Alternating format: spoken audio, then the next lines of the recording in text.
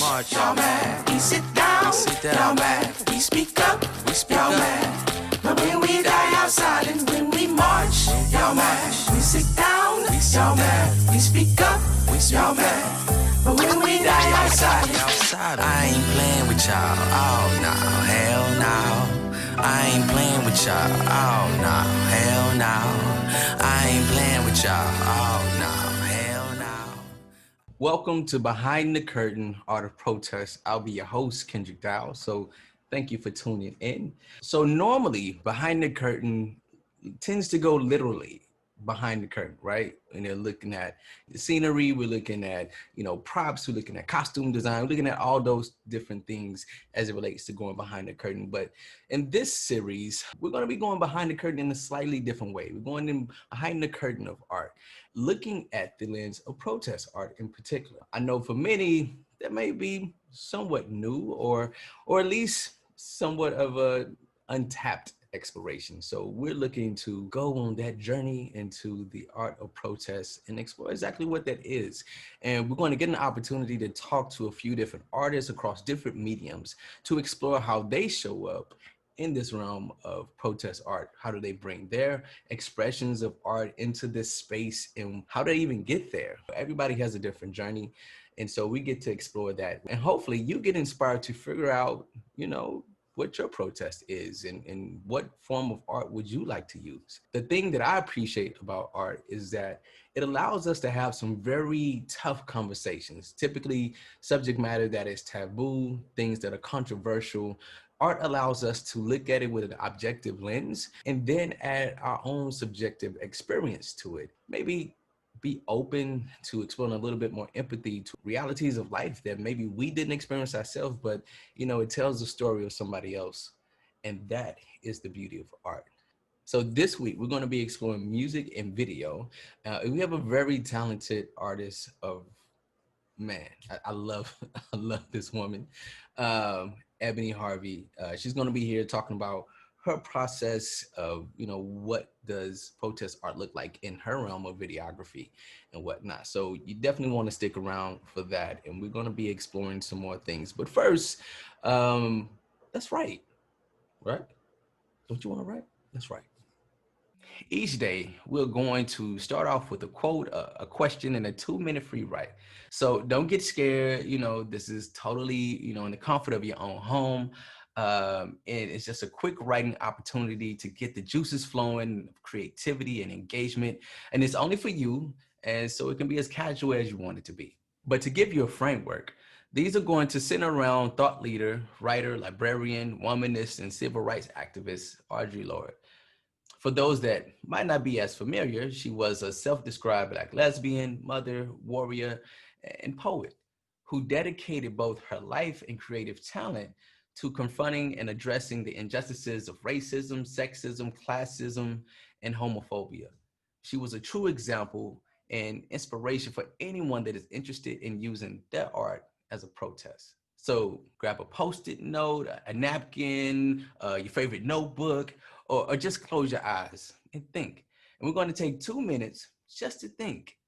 Listen to a nice little piece of music and take in some deep breaths to get centered. Hopefully this isn't the first time today you've done that, but if it is, then take advantage of the opportunity. The quote today is, "If I didn't define myself, I would be crunched into other people's fantasies for me and eaten alive." It's pretty deep. What does that quote mean to you? How do you see it playing out in your life? All right, so here's the timer. It's starting.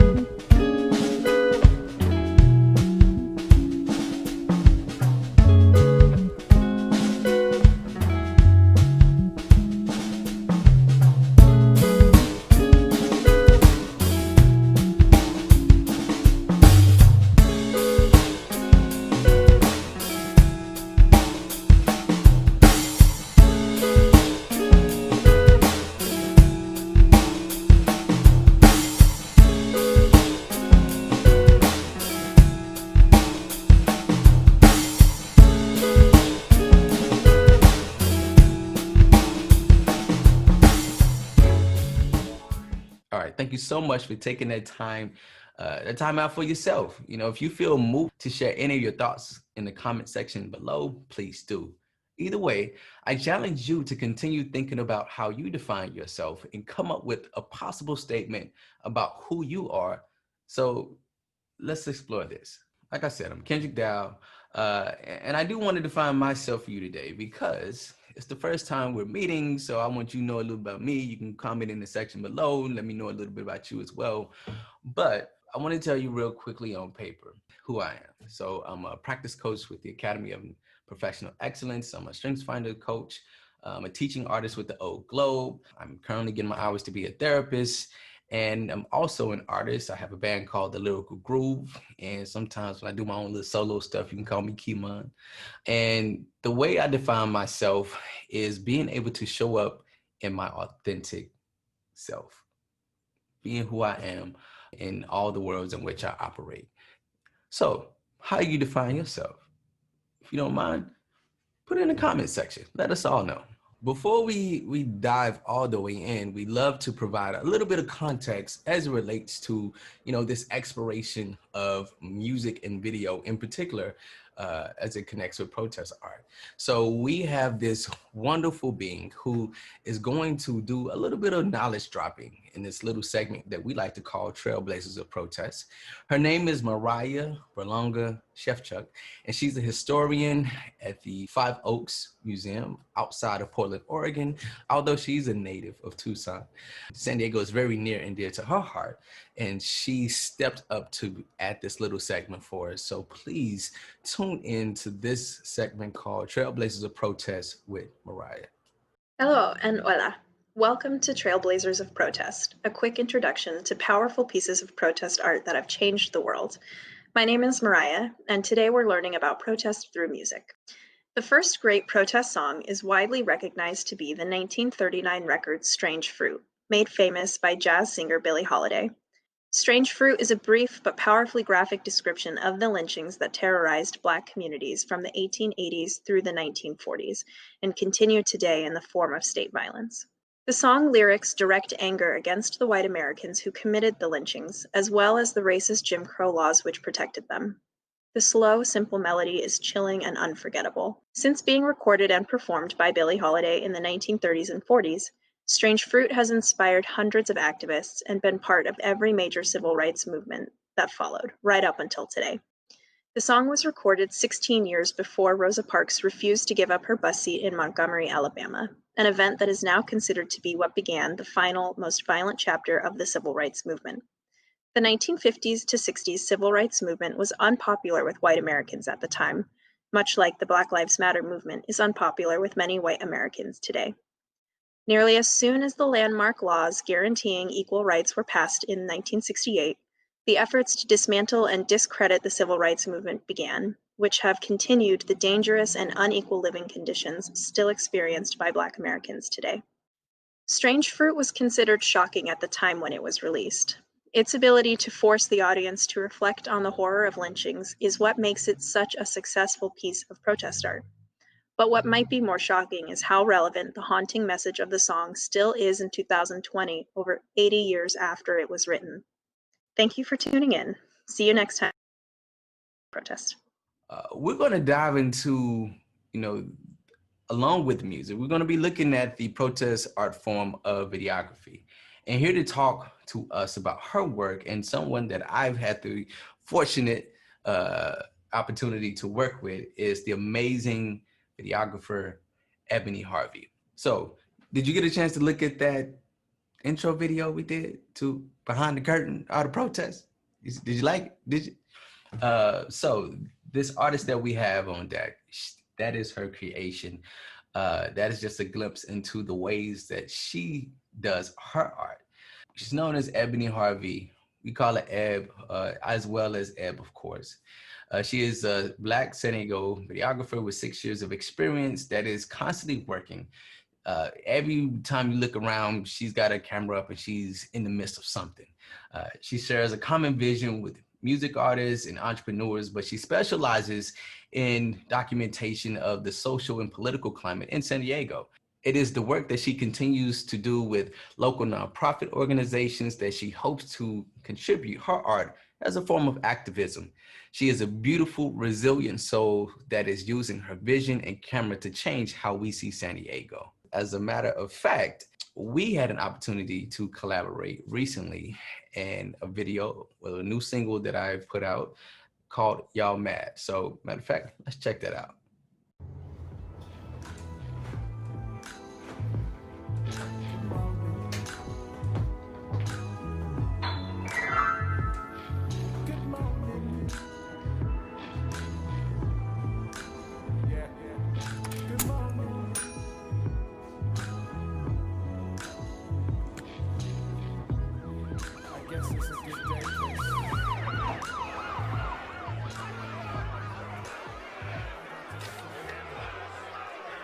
When we march, y'all mad. We sit down, y'all mad. We speak up, y'all mad.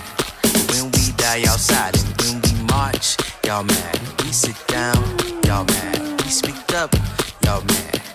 When we die outside. The year was 2020, a year so unlike many. The ups and downs that came around in such a tiny time span. It's enough to blow your mind, man.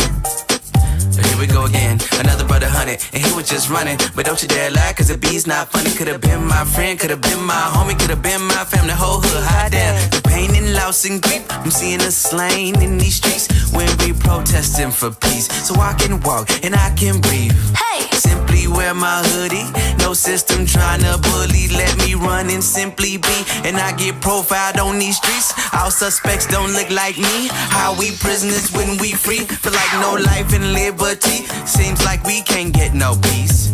Well, ain't that a peace? I hope y'all ready, can't live like this. We march, y'all mad. We sit down, y'all mad. We speak up, y'all mad.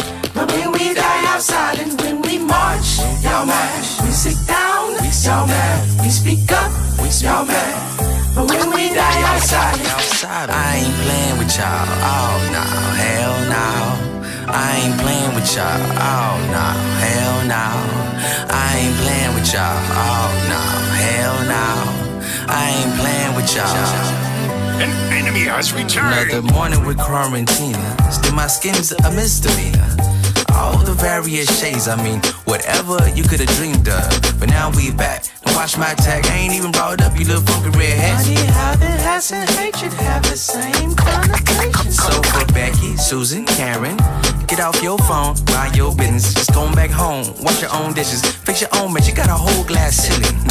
Yet and still, we can't even feel our feelings, cause whenever you come around, black folks stop. When we march, y'all mad. We sit down, y'all mad. We speak up, speak y'all up. mad. But when we die outside and when we march, y'all mad. We sit down, y'all mad. We speak up, y'all mad.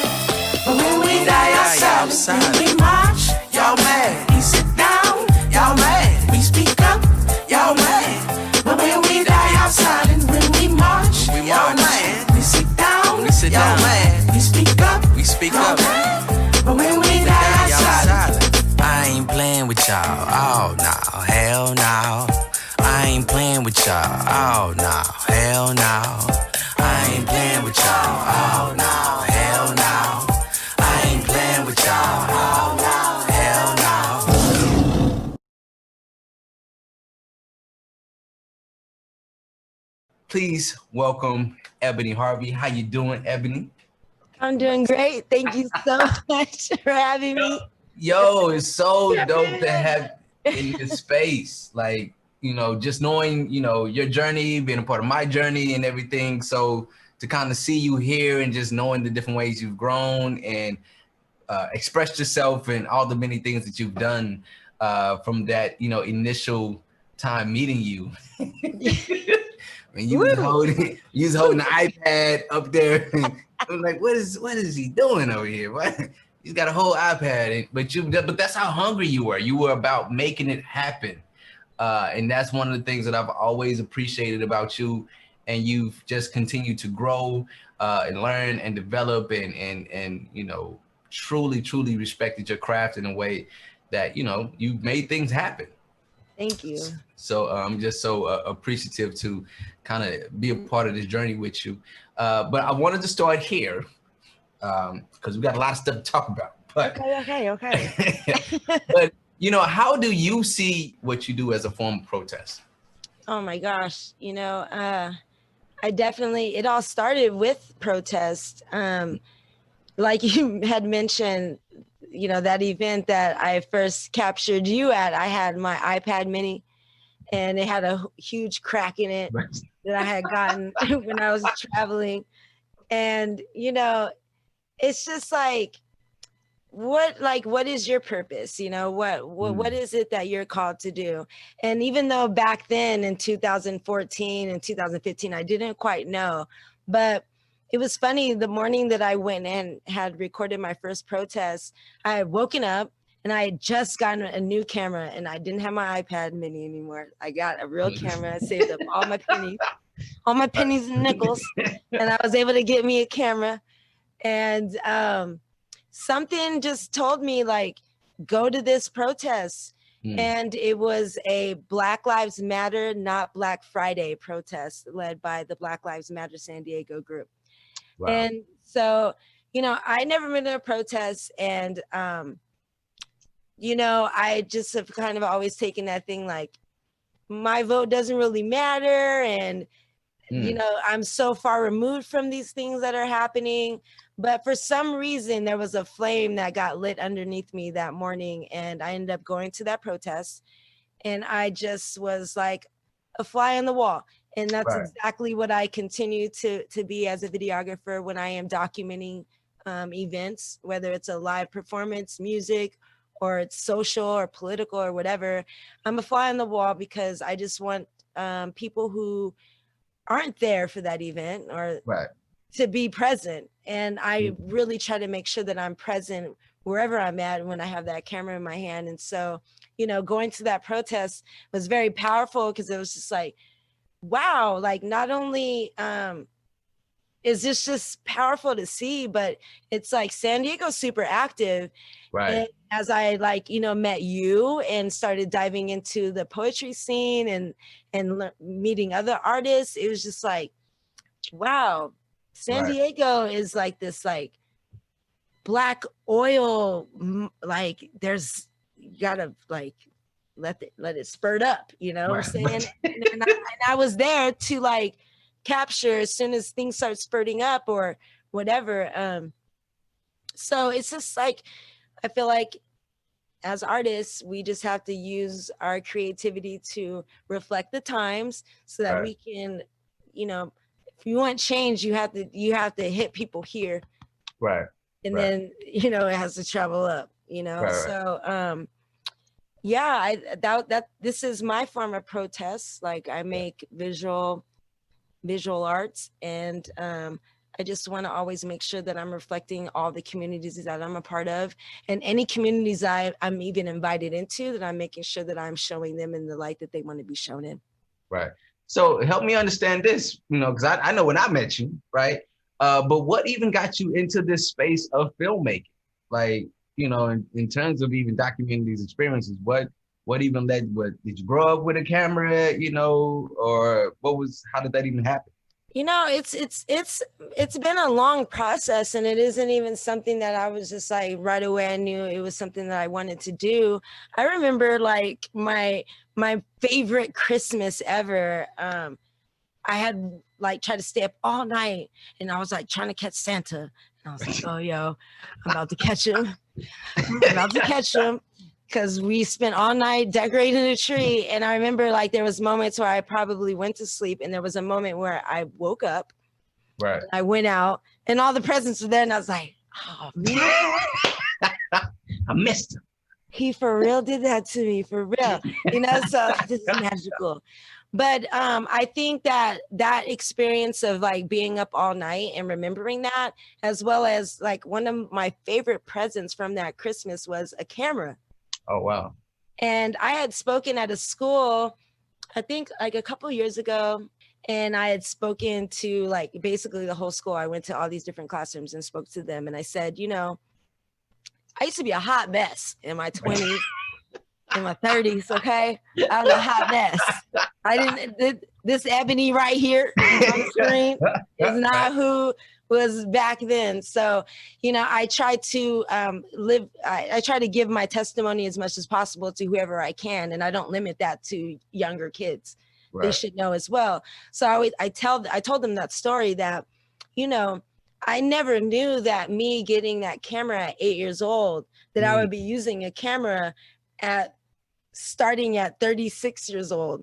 Wow. You know what I'm saying? Like that huge gap of me being a hot mess and whatever else in between, you know, that it would eventually lead me, but I could have been where I'm at here. I could have been here.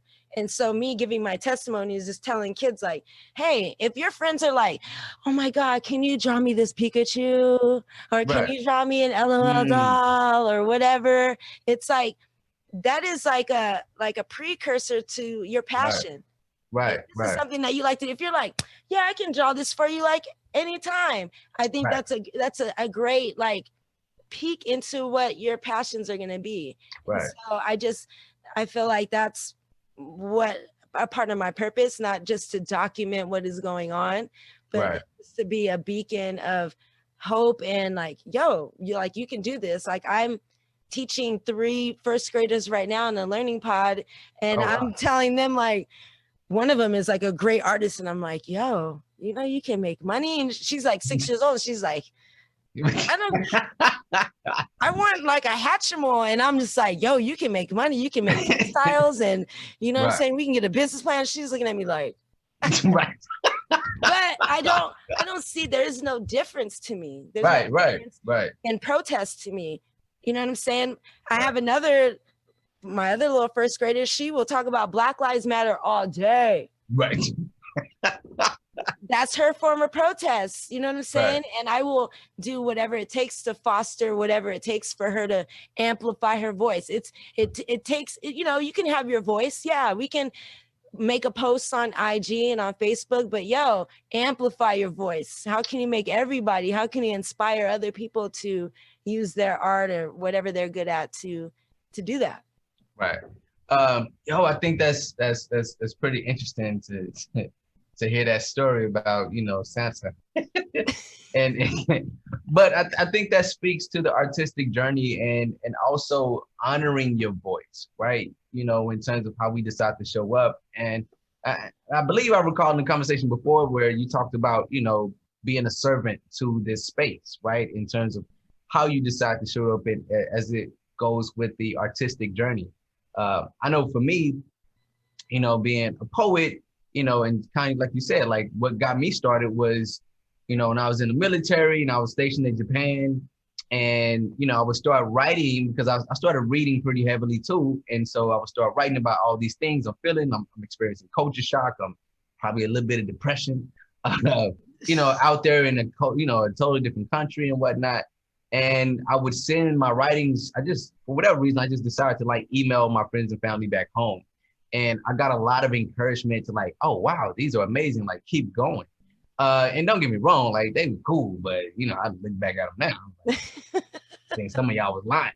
Like, but it was that encouragement. They weren't lying. But it was that encouragement that just, you know, got me to keep going and whatnot. And you know, and it was just something that I was just doing, but I felt like it had an impact, and it allowed me to develop my voice, you know, not only as an artist, but as a person, you know, to really understand and process all the things that I was learning about through the different readings and in the world, how I was engaging in so many different things. And I was, you know, kind of like my own coming of age. I was about 19, 20 during that time too. So, you know, I just experienced a lot of different things, you know, from being this guy that was raised up in Dallas, you know, southern city and everything, and never having really traveled outside of the city, you know, coming up. So I was really, truly like experiencing life. I mean, don't get me wrong, I probably went to like maybe Sulphur Springs, which is in Texas. And then we had family in Mississippi. So we drove to Mississippi maybe 2 or 3 times in my 18 years of life. You know what I'm saying? And got a chance to kick it on the farm. Saw hog head cheese for the first time. That's a different experience. But anyway, I digress. So, but in that space, you know, learning that, wow, like I have a voice and I have something to say and people resonated with that experience, you know, it encouraged me to want to write more. And then just as, you know, as humans, we grow, we learn more, we find different things about ourselves. And so that's what actually kind of moved me into the music world, because when I kind of discovered the more when I wrote, you know, it had this musical element to it all the time. So I, you know, I always had music as a part of it, whether I'm reflecting on some music or some jazz or some hip hop or some soul or something like that, to the point where, you know, I found myself actually embracing and you know, capturing the music along with my writing and in my performance. So now I'm starting to sing, I'm starting to rap a little bit. So all these elements are starting to hit, you know, in a real way. And it's been a journey in terms of me even growing in that confidence to even do that. Yes. Yeah. It's just like constantly just, it's so much to have like your voice, but if someone was to tape your mouth, like how can you even live beyond the words that you can speak, you know? And that's what I hope to just capture and continue to capture is like the great things that the communities that I'm a part of are like doing. That's a form of protest, is that documentation, because history has told different stories that shouldn't have been told. And so now we have to completely deconstruct all the knowledge that we have and then like fill it in, unfortunately, because it's like so in there with certain things. But protest is it goes beyond having a poster on a wooden stick, and it goes beyond it just goes way beyond, and that's the dream. That's the dream. So it's funny that you say, like, you know, just the aspect that, you know, history is written by the people who rule it, so to speak. But that doesn't always explain or explore the truth that was actually there. And so I've actually been working in, you know, when I create from a very genuine space, you know, I'm not a studio gangster. So you're not gonna catch me in here talking about, you know, popping and pulling up and you know, or even popping bottles, because you know what, I got a budget. Okay, I'm not popping bottles. That's another story. But I say that because, you know, I've been this piece that I've been working on called Target on My Back, and it says, they say Black history ain't American history, so this Black plight is a white mystery. Been screaming for years, but they didn't want to listen, and plenty well-meaning folks with the wool on their eyes. They say we reckless, but they reckless with our lives. Just a glimpse of our reality brings tears to your eyes. Welcome to the party. We've been here for a while. You think this life is struggle? Imagine life with a child. We've been living in the trauma. You've been living in a fantasy. We've been marching for our lives. You've been playing on the beach. We've been dying in the hospital, dying in the streets, dying in the church. All we wanted was some peace. And that's just, you know, it's an authentic and unfortunate place at times. But I think, you know, we think about the role of the artist, it is to, you know, to reflect these times. But, you know, what else do we bring to the table in that experience? And I think this, fortunately and unfortunately, like, we've been forced to slow down, right? In those things that we've taken for granted or didn't want to have to look at have been, you know, painfully thrust in front of our eyes, you know. And so I think as, you know, people of color, we've had to kind of like look at it from a space of how do we protect and manage our energy, right? But at the same time, you know, we still been in a space of like pushing towards change. Yeah, you know, it's just really like finding out like where you're at in this journey and what role that you're playing. And that no matter what, you should just like always just make sure you're taking care of yourself, because all this, these highs and lows that we've been experiencing, like as artists, we can either like really like ride the roller coaster or be the one that's like controlling it. You know what I'm saying? Because if I'm gonna fall real slow, because I don't like no roller coasters. I like G-force. I'm not trying to have none of that. So I want to be able to control like everything that I'm doing down. But you know, as long as you are like constantly in the mindset of serving others in servitude, you don't have anything to worry about.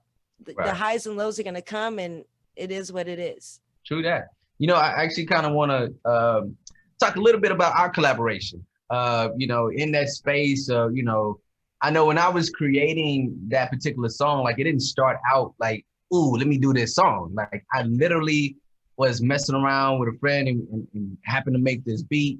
And then the next thing I know, I was listening to the beat and I was, you know, just kind of marinating with it and just kind of vibing out. And I'm scrolling on social media and I see a friend of mine, my god sister, who had this shirt on that literally gave me the words for the hook. You know, when we march, y'all mad. We sit down, y'all mad. We speak up, y'all mad. But when we die, y'all solid. And so in that space, you know, I vibe with it a little bit more that night and wrote a little bit to it. And then I sent it to my buddy Elbert because we had been working on stuff for my new music that I got coming. New album coming. New album. So, you know, I said it to him, it's like, yo, we got to do this. And so, you know, the following week, I went up to his spot and finished writing it and we recorded it and he added the finishing touches to it. And, you know, the following week, you know, he's like, all right, cool, we got to do a video. I'm like, okay, all right. So this is what we going to do. So we guerrilla style, he came in and, you know, came down here and on his phone, he got some footage and we doing stuff. We all down the block. You know, I'm standing on the little power plant things, trying to, you know, feel like we was on some like, you know, Wu-Tang, you know, Wu-Tang forever. Wu-Tang San Diego. And so we looked at it and was like, this is not quite it. This ain't quite it. And I know the first person that came to mind for me was like, yo, let me get Ebony up in here and see what she do. This is what she do, right? And so we got you, and I remember us having this conversation in the living room and everybody kind of giving their perspectives and things. And then, you know, once we got to working, you went into, you know, director mode and it was how you were framing the you know, the video and the pictures and everything that really just kind of like gave me a whole different level of appreciation and respect for what it is you're doing, because, you know, it would really help capture the experience of what was happening. Mm-hmm. And so I guess, you know, I'm saying that to ask, you know, when it comes to, you know, when you're in the space of collaborating with others, you know, what is it that you feel that you bring to the table when you're doing what you do? Collaboration is like the best thing. Like two heads are always better than one, no matter what. And, you know, like I said, when you are in a mindset of like serving others, then it's a shared vision. It's a shared thing. Like it isn't my vision. Right. Like I'm not Steven Spielberg, or it's like I want what you want. Right. Like, and you already know like what I'm capable of doing. So like let's do this. And when it's talking about something that's going to impact the community, then it only makes sense to have as many people a part. I don't care what if you're holding the light or you're just getting us lemonade, like you should have some input, because someone like you is going to be watching this visual that can be impacted. And that's what's most important. So I feel like when it comes to anything political or social, that the collaboration is definitely needed. And it's definitely needed from communities that you are not a part of. That's like who you should go towards. You know what I'm saying? Like you're just preaching to the choir, I guess. Like, you know what I'm saying? Yeah. So I'm curious because, you know, I know a little bit about your journey. You know what I'm saying? I've been here with you for a while, rowing that boat. But I'm curious, you know, what has allowed you to keep going, or you know, what type of obstacles have you faced, and what has allowed you to push beyond those challenges? You know, I've you know, probably experienced a lot of things that most people my age have experienced. Like, you know, in your 20s and your 30s is kind of like you're testing life. I don't know. You're like right on the edge the whole time if you're not hanging off most of the time. Right. So there's those obstacles, but it's really, I feel it's all about like really finding your passion as early as possible and making that passion work for you. Right. If you are good at something, then that is your talent. And that's like what you're supposed to be doing at whatever degree that it is at. Right. And just knowing that things are going to arise. But if you, like I been saying, if you have that mindset of like servitude and you're just constantly trying to make sure that you're serving someone or serving your community, you know that the pitfalls and the mountains and the hills and the thorns and everything like that are going to come, but you stay focused. And the people along the way will only help you getting through the fires and the thorns and getting you up the mountains. So there's nothing to worry about. It's just like, you should ask yourself in the mornings, what have I done for you lately? And look at somebody or look at something, and be like, what can I do? There's always opportunities to help, and there's always opportunities to be creative and to be collaborative to make change. And everybody's an artist. You don't got to be able to draw or be able to sing. It's like, can you say something? And you don't have to say something with this. You can say something in so many different ways. So I think that's a very unique perspective to bring in terms of, servitude and how that relates to the work, to the level of creativity.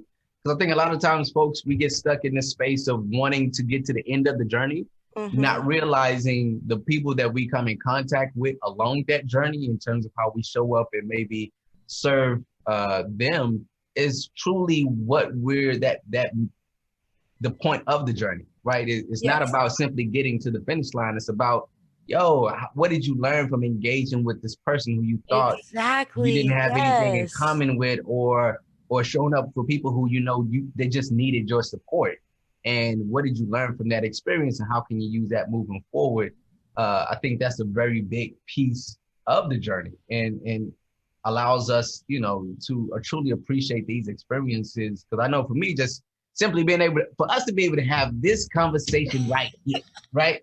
After knowing, how we initially met in different conversations that we've had over the years and whatnot, and to see that, you continue your journey, I continue my journey, and we have these moments where we come back and we get to intersect to collaborate and to do things and to make impactful art, it's a beautiful situation for me.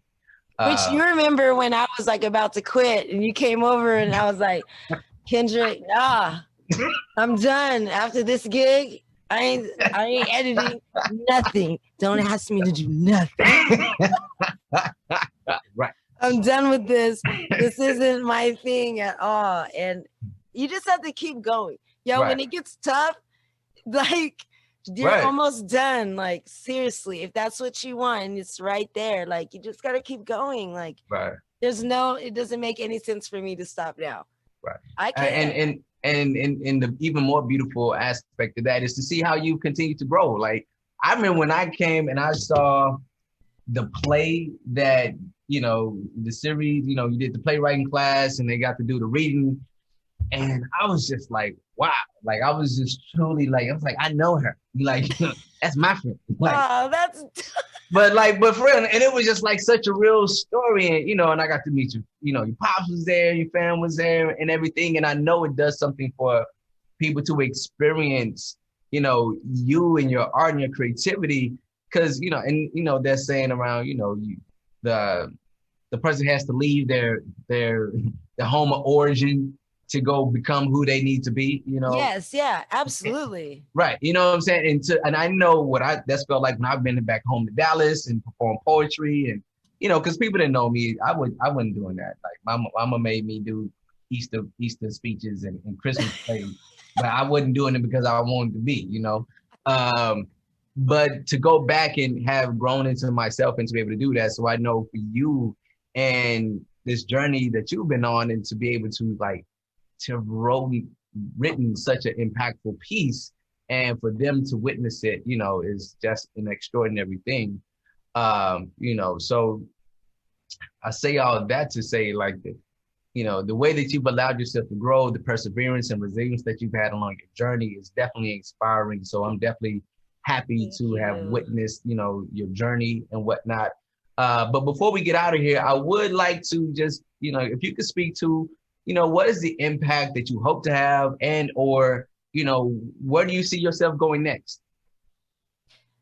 The impact, I just want to constantly continue to serve and individuals and organizations that are in alignment with what I'm in alignment with. I love to be creative. And so as long as at the end of a project that I'm accomplished, like that is like the brightest light. And so then I'm just like chasing another light.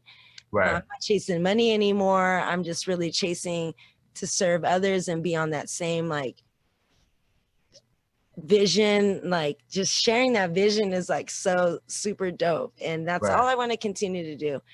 That's it. Right. Serve, just serve. My Umi said, shine your light on the world. You better do that.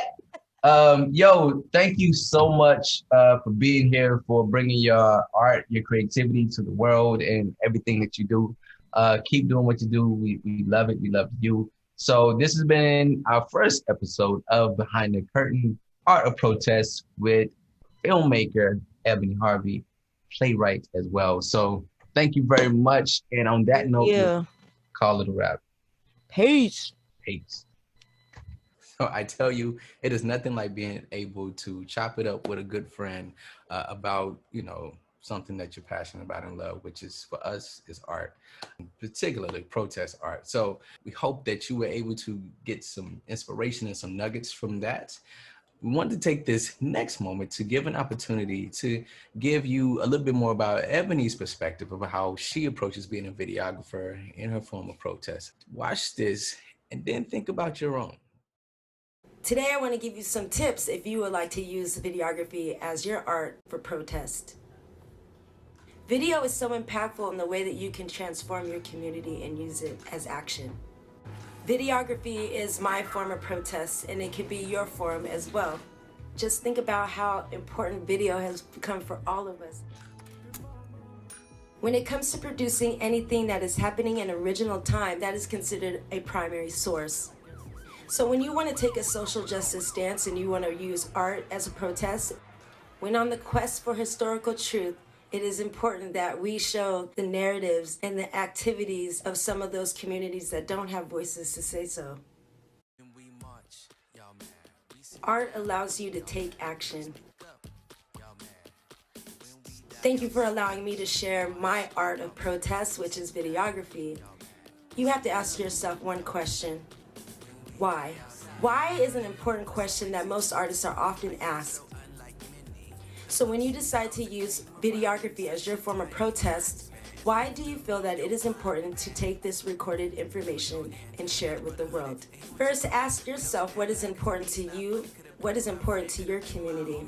Some of those things might fall along personal issues, political issues, moral issues, or scientific issues. The next thing that you should do is definitely go and research the communities, the organizations that fall in alignment with your why.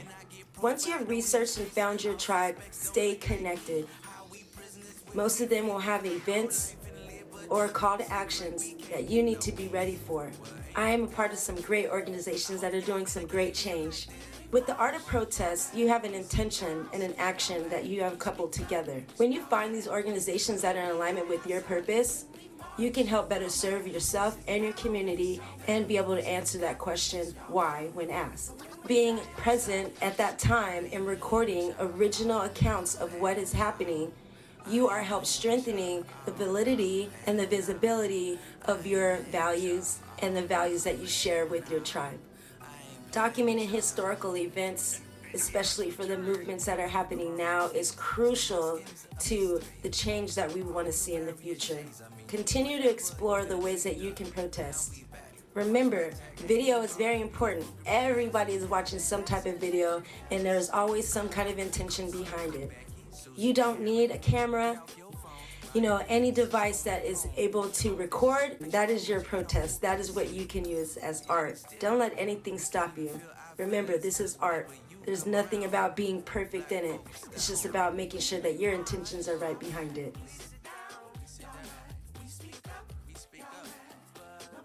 There's always intention behind the images that we see. With video, we are able to capture it in real time and really, really make an impact on the people that view it. How will you choose to show your intention and show your connection to the communities that you are a part of?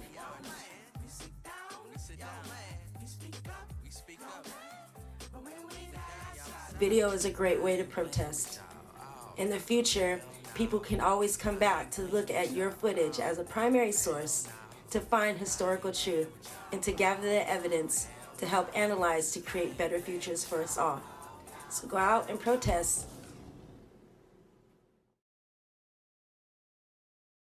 So we got to hear Ebony talk about how she used, her art, her camera, to highlight different voices of people who haven't been heard. So with this next opportunity, I want you to think about how you may be able to show up in the same way. Now, you don't have to choose a particular art form just yet. We're going to get there. But these are some questions to ask yourself to really start thinking about, who are the voices that you would like to help amplify or to speak a message, connected with, and how is that connected to you? I already mentioned that this series of Behind the Curtain is going to be a little bit different. Like normally we would maybe have you doing some arts and crafts and things, but in this space, due to the fact that we're dealing with actual protests, these are some very real, very tangible things.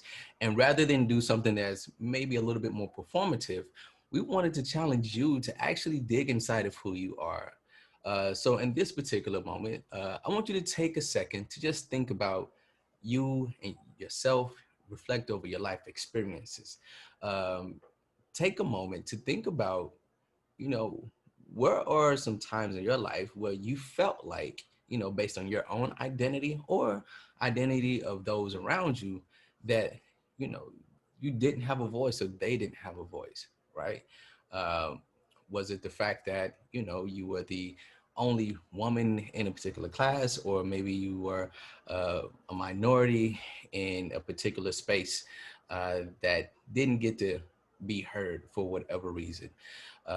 Be it maybe someone with suffering from a form of mental illness, or another type of health challenge. Maybe it's connected to your religion, maybe it's connected to your spiritual beliefs, maybe it's a little bit more political in terms of things that you see happening or not happening.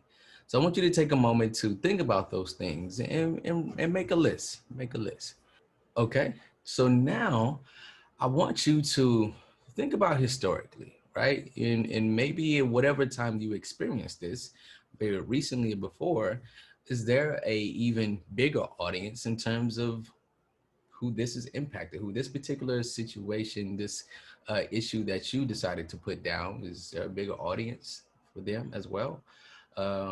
Just some things I want you to think about.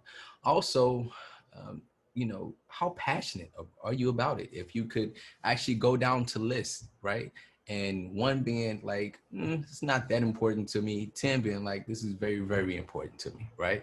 And the reason why it might be important to you might not simply be because of you. It might be because, family members who might be impacted as well. Someone in your community, a good friend or a good colleague that you care about deeply, and you know that this is a situation, this is a particular issue that impacts them. So therefore it's important to you.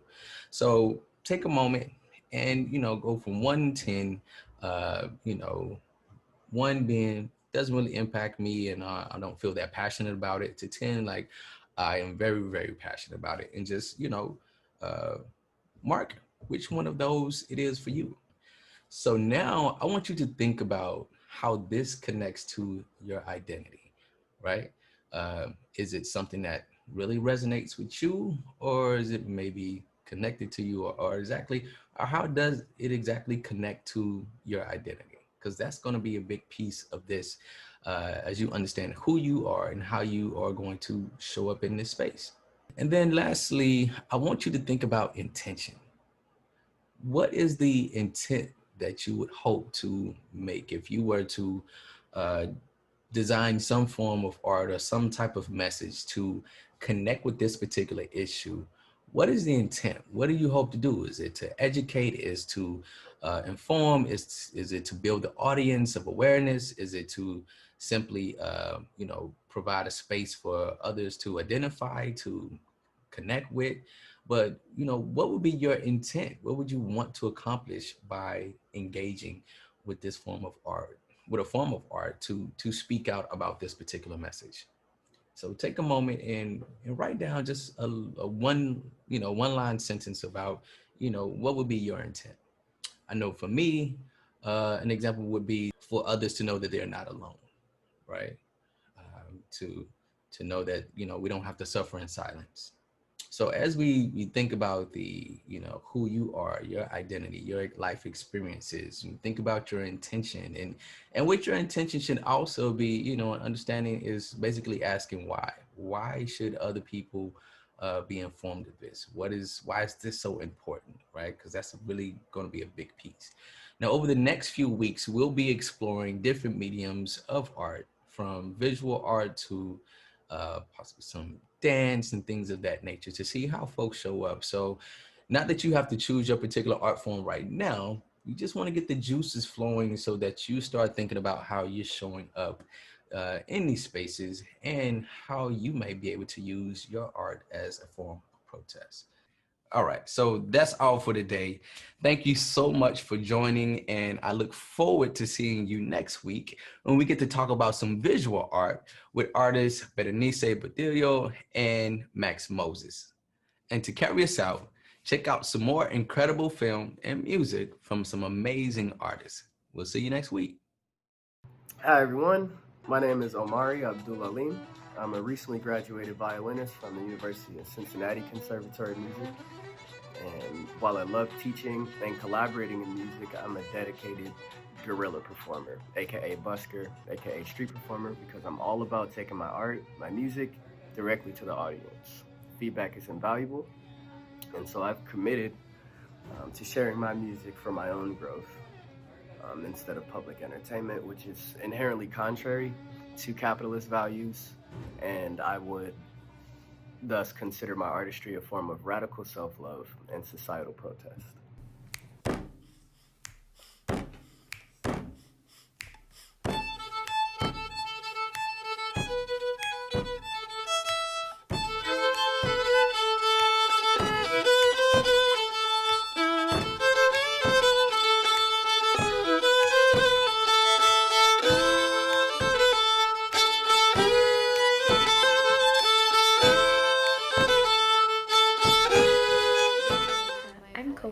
I'm based in Mumbai, India.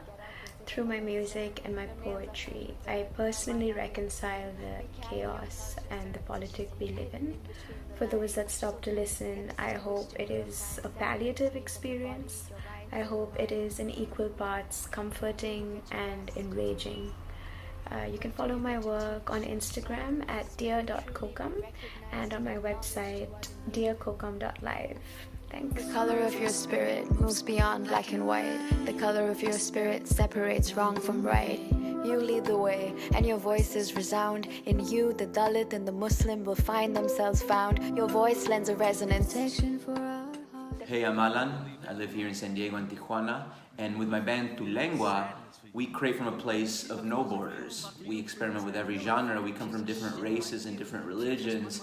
And with our live shows and our online presence, we like to create an environment where people can really connect on a soul level across divides, and in a way that shows the fluidity of these invented walls that we have. I think the best form of protest shows a new way forward. And I think music is just a timeless universal way for us to connect with each other. La guerra de la independencia nunca terminó cuando ganó el señor Naranja. De nuevo reinició como curamos la cultura que heredamos. No nos vino con recibo, igual no las quedamos. ¿Y qué creamos? Todo aquí posible, la siguiente extinción o un paraíso increíble. Hi, I am Queen Kandi Cole from Los Angeles. I am one half of the hip-hop duo 50/50. And through my music, I hope to uplift and liberate my people by choosing love and knowledge over hate.